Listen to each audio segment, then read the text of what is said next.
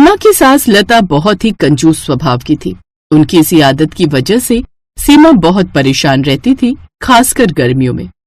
जब गर्मी का मौसम शुरू होता था, सीमा को पता होता था कि उसकी सास की कंजूसी बढ़ने वाली है। यही सोच सोच कर उसका सिर दर्द बढ़ जाता था। अरे बहू, थोड़ा तो ध्यान रखा करो। बाहर आंगन का पंखा क्यों चला रखा है जबकि बाहर आंगन में कोई भी नहीं है? माँ जी, रसोई में बहुत गर्मी है, आंगन का पंखा चलाने से थोड़ी हवा लगती रहती है। रसोई में खाना बनेगा तो गर्मी ही होगी बहू। वैसे तुम्हें कुछ ज्यादा ही गर्मी लगती भी है। रसोई में खाना बनाते हुए आंगन का पंखा चलाने की क्या ही जरूरत। जब खाना बना लोगी तब चला लेना, मैं अभी बंद कर रही हूँ। सीमा की सास ने आंगन का पंखा बंद कर दिया और बाहर चबूतरे पर जाकर बैठ गई। आहा, कितनी ठंडी हवा चल रही है। मौसम अच्छा है आज। लता, तुम्हें ये ठंडी हवा लग रही है? हवा तो गर्म है आज। ठंडी कहाँ है, गर्मी से बुरा हाल हो रहा है। माँ जी, मैंने रोटी सेक दी है। अच्छा तो एक काम करो बहू, थोड़ी देर एसी चलाकर बैठ जाओ। इतनी गर्मी में रोटी बनाकर तुम भी तो परेशान हो जाती हो। मैं खाना परोस दूंगी, अब तुम रसोई में मत जाना। पड़ोसन अपने घर चली गई। कुछ देर बाद सीमा ने खाना बनाया। एक एक रोटी वो तवे से उतारती और सबको खिलाती। पसीना तो मानो पानी की तरह बह रहा था। ऊपर से रसोई का एग्जॉस्ट फैन भी खराब था। पंखा रसोई में लगा नहीं हुआ था। सुबह से लेकर रात तक रसोई में बहुत गर्मी रहती थी। सबसे ज्यादा गर्मी दोपहर के समय होती थी। पापा जी, रसोई का एग्जॉस्ट फैन खराब हो रहा है, बिजली वाले को बोल दीजिएगा। अरे हाँ बहू, तुमने कहा भी था, मैं भूल गया, आज बोल दूंगा। हाँ बोल देना। 3 दिन से शोर मचाया हुआ है बहू तुमने। अच्छी खासी खुली हवा आती है रसोई में। ये कह लो तुम आजकल की बहुओं को इन सब चीजों की आदत हो गई है। हम अपने जमाने में चूल्हे पर खाना बनाते थे, सामने आग होती थी पर कोई गर्मी नहीं लगती थी। तुम बहुत नाजुक हो। अरे पसीना आना तो अच्छा होता है, शरीर हल्का होता है। सीमा गुस्से से फूली पड़ी थी। उसे समझ नहीं आ रहा था क्या करे। उसने सारा गुस्सा रात को पति पर निकाल दिया। एक एक रोटी तवे से उतार उतार कर लाती हूँ। सुबह से रात तक रसोई इतनी गर्म हो जाती है। ये माँ जी इतनी कंजूस क्यों है? जब देखो बचत करने में लगी रहती हैं। मुझे कुछ नहीं पता, रसोई में पंखा लगा कर दो। ठीक है, माँ से बात करके लगवा दूंगा। मैंने कहा हटो, यहाँ बिस्तर से उठो। क्या हुआ? नींद आ रही है, सोने तो दो। नहीं, यहाँ बिस्तर पर नहीं, वहाँ सोफे पर सो जाओ, यही तुम्हारी सजा है। अरे यार, वहाँ सोफे पर हवा नहीं आती, सोने दो ना सीमा। नहीं, बिल्कुल नहीं। रसोई की गर्मी को सिर्फ सीमा ही समझ पा रही थी। अगले दिन सीमा सोकर उठी तो घर में मेहमान आ गए। सुबह से सीमा नाश्ता बनाने में लग गई। सीमा बहू, आलू के पराठे और ले आओ, बुआ जी की प्लेट खाली है। कोई नहीं, आराम से बनाने दो, बहू को गर्मी में बना रही है। वैसे हम तो ब्रेड मक्खन भी खा लेते, पराठे बनवाने की क्या जरूरत थी।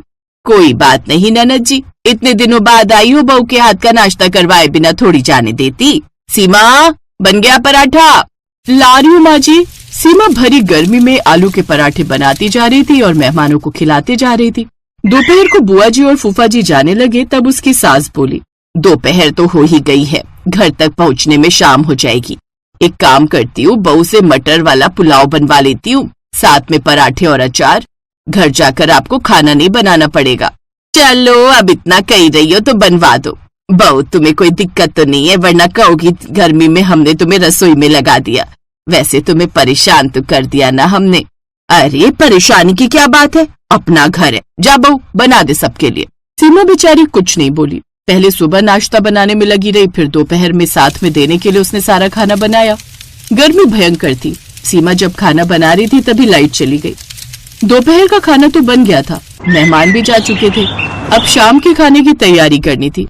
माँ जी, आज बाजार से कुछ मंगवा लें, लाइट मुझे नहीं लगता कि रात भर आएगी। ट्रांसफार्मर फूक गया है, पड़ोस वाली आंटी बता रही थी। क्या ट्रांसफार्मर फूक गया है?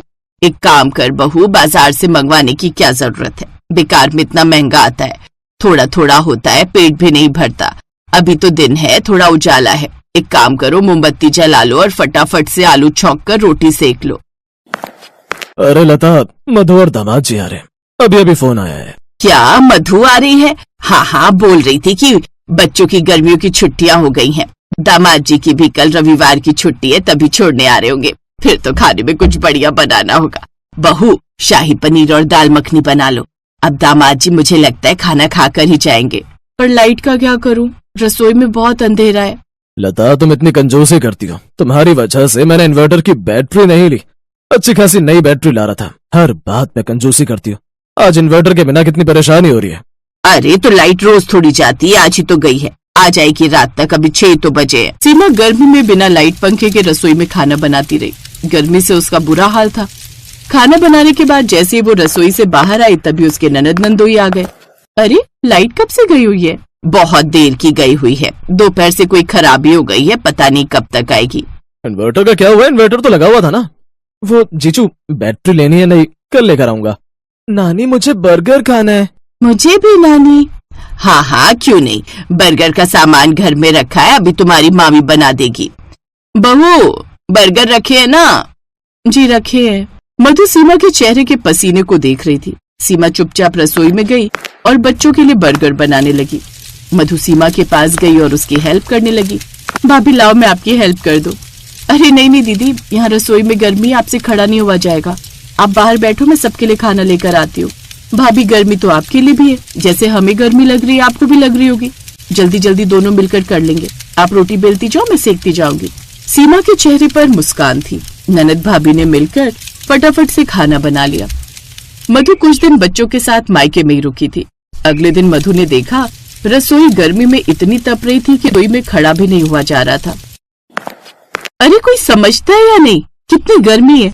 सीमा भाभी पूरा दिन रसोई में बिना चिमनी के और बिना पंखे की खड़ी रहती हैं। कम से कम रसोई में पंखा तो लगवा दो। मैं तो कब का लगवा देता, मम्मी बार बार मना कर देती है। पता नहीं इन्हें इतनी कंजूसी करने की क्या जरूरत है। अब तुम्हारी कंजूसी नहीं चलेगी। बहू के बारे में सोचो, वो बेचारी गर्मी में सारा दिन रसोई में लगी रहती और तुम उसका बिल्कुल भी ख्याल नहीं रखती हो। मधु ठीक कह रही है, मैं आज ये सारे बिजली के काम करवा देता हूँ और तुम बिल्कुल नहीं बोलोगी। अभी सब बात कर ही रहे थे कि तभी बच्चे दौड़े हुए बाहर आते हैं। मामी रसोई में गिर गई। क्या सीमा रसोई में गिर गई? सीमा को गर्मी से चक्कर आ गए, इसलिए वो रसोई में गिर गई थी। कुछ देर बाद सीमा को आराम मिला तो वो अनुज के साथ डॉक्टर को दिखाने के लिए गई। डॉक्टर ने सीमा को यही कहा कि वो गर्मी में ज्यादा रहने की वजह से चक्कर खाकर गिर गई थी, इसलिए उसे गर्मी में बिल्कुल भी नहीं रहना। मम्मी डॉक्टर ने बोला सीमा को बिल्कुल भी गर्मी और घुटन में नहीं रहना, ये इसकी सेहत के लिए हानिकारक है। अरे तो कौन कह रहा है गर्मी में रहने के लिए? मैं अपनी बहू को बिल्कुल भी गर्मी में नहीं रहने दूंगी। मधु एसी चला दे, आज खाना बाजार से मंगवा लेते हैं। सबसे पहले चिमनी लगवाओ, एग्जॉस्ट रहने दो, चिमनी सही है रसोई के लिए, गर्मी भी नहीं लगेगी और घुटन भी नहीं होगी। तो ठीक है लगवा लेते हैं, जो भी बहू के लिए गर्मियों में आराम की चीजें प्रबंध कर लो। मेरी बहू को बिल्कुल भी परेशानी नहीं होनी चाहिए।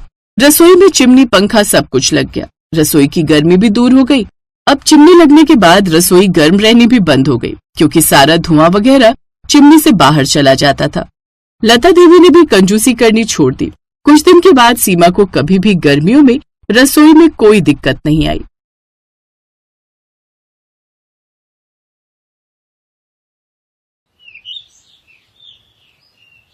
ओ कमल, जल्दी आ यार, लेट हो रहे हैं यार।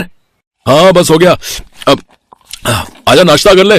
नहीं नहीं यार मैं करके आया हूँ, तू जल्दी आ वरना कल की तरह फिर से देर हो जाएगी। बस आ गया भाई। इतना कहकर कमल ने झट से अपने जूठे बर्तन रसोई में रखे और दरवाजा बंद करके बाहर आ गया। कमल और सुरेश बचपन के दोस्त थे। वो एक साथ ही पढ़े थे और अब वो एक ही फैक्ट्री में साथ काम करते थे। सुरेश के घर में उसकी बूढ़ी माँ थी, जबकि कमल अनाथ था, इसीलिए अपने घर के सारे काम उसे खुद ही करने पड़ते थे। फिर फैक्ट्री में जब लंच टाइम हुआ, कमल आजा, क्या लाया है? आज कुछ नहीं लाया यार, वो थोड़ा पेट गड़बड़ था तो सोचा आज हल्का ही रखूंगा। अबे चल झूठे, ये बोल कि बना नहीं पाया। हाँ यार, वो नींद देर से खुली और फिर तू भी आ गया तो कुछ बना ही नहीं पाया। अच्छा मतलब इसमें भी मेरी गलती है? अबे अगर मैं नहीं आता तो आज फिर तेरा हाफ डे लग जाता, समझा? हाँ भाई सही कह रहा है। चल छोड़, आजा, माँ ने खिचड़ी बनाई है, दोनों भाई मिलकर खाएंगे। उस दिन भी सुरेश ने कमल को अपने डब्बे से खाना खिलाया। अक्सर ऐसा ही होता था।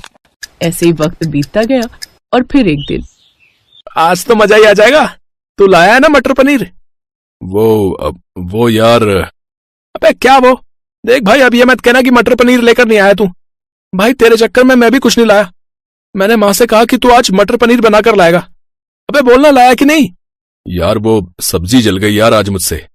अबे धत्ते तेरे की है, अब क्या खाएंगे बे? रोटी ठीक है, बस रोटी ही है यार। ला रोटी खिलाते, कसम से यार तेरे चक्कर में दोबारा कभी नहीं पड़ूंगा। मटर पनीर का वादा करके सूखी रोटी खिला रहा है। भाई माफ कर दे यार। सुनना, अबे तू ब्याह कर ले भाई, भाभी आ जाएगी तो तुझे भी खाना मिल जाएगा और मुझे भी। अबे 2 रोटी के चक्कर में क्यों मेरी आजादी छीनने की कोशिश कर रहा बे? और वैसे भी तू तो जानता ही है कि हमें कितनी पगार मिलती है।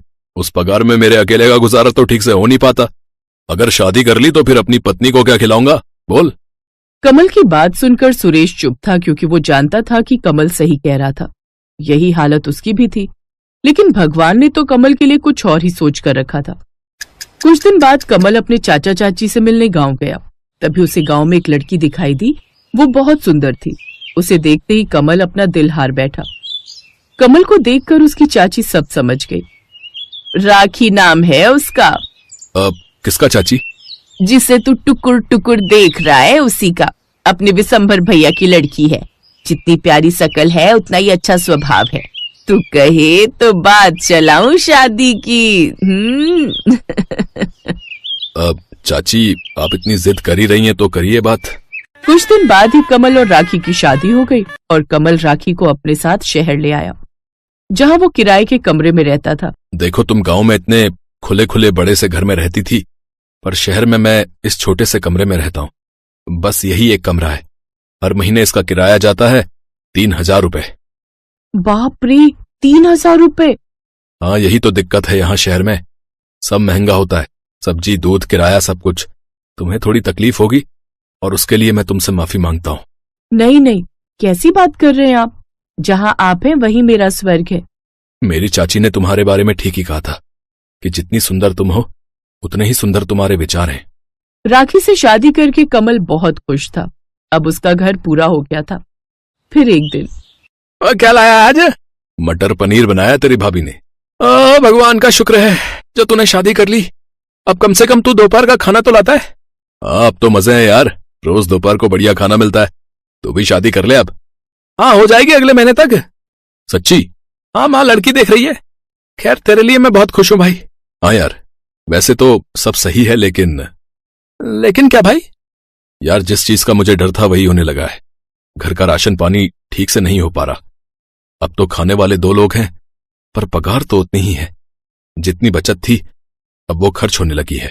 तो फिर अब क्या करेगा? सोच रहा हूं कहीं और कुछ और काम देखूं। यार इतनी कम पगार में तो नहीं हो पाएगा। सही बोल रहा तू।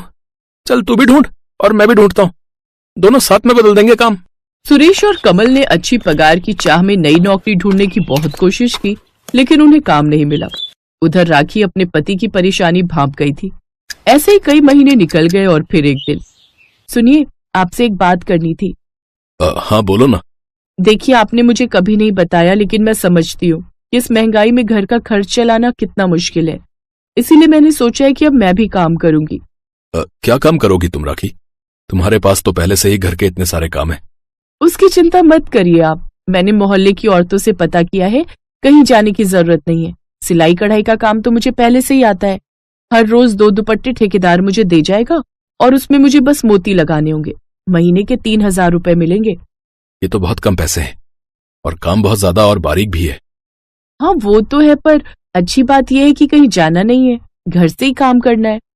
अब वो दिन रात मेहनत करती, सारा दिन घर का काम करती और फिर देर रात तक दुपट्टों में कढ़ाई करती। एक दिन, ओए आज क्या भेजा है भाभी ने? आज डब्बा नहीं लाया भाई। क्यों, भाभी कहाँ गई? यार वो सुबह सो रही थी तो मैंने उसे आराम करने दिया, और वैसे भी वो बहुत काम करती है। कमल ने सुरेश को सारी बात बताई, जिसे सुनने के बाद, ये गरीबी बहुत बुरी चीज है भाई, चल आजा मेरे साथ खा ले। मिताली ने बैंगन का भरता और रोटी भेजी है। उस दिन भी कमल ने सुरेश के साथ दोपहर का खाना खाया। शाम को जब कमल अपने घर पहुंचा तो राखी गुस्सा करते हुए बोली, आपने मुझे सुबह उठाया क्यों नहीं? वो तुम सो रही थी तो मैंने सोचा। अरे एक बार उठा तो देते, दोपहर में कुछ नहीं खाया होगा ना आपने? नहीं वो सुरेश के साथ खा लिया था मैंने पेट भर के। झूठ मत बोलिए, आपकी फैक्ट्री के आसपास कोई खाने की जगह नहीं है, कोई ढाबा वगैरह? नहीं, दूर दूर तक कोई ढाबा नहीं है। हाँ थोड़ी दूर पर एक होटल है, पर वहां दाम इतने ऊंचे हैं कि कोई मजदूर वहां खाना नहीं खा पाता। तब तो आपकी तरह बाकी मजदूरों को भी दोपहर के खाने की दिक्कत होती होगी।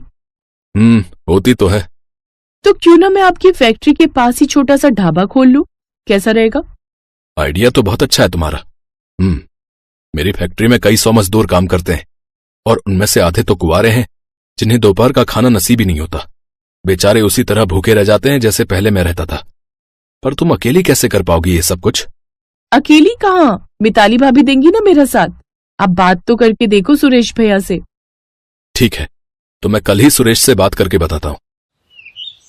सुरेश को भी आइडिया बहुत पसंद आया और दोनों ने मिलकर अपनी फैक्ट्री के पास ही राखी और मिताली का ढाबा खुलवा दिया। उधर सुरेश और कमल फैक्ट्री में काम करते। दोपहर में ढेर सारे मजदूर उनके ढाबे पर आकर कभी कढ़ी चावल तो कभी दाल चावल खाते। धीरे धीरे मिताली और राखी अच्छे पैसे कमाने लगी, जिससे वो अपने घर की आर्थिक स्थिति सुधार पाई और उधर मजदूरों को भी सस्ता और एकदम ताजा और बढ़िया दोपहर का खाना मिलने लगा।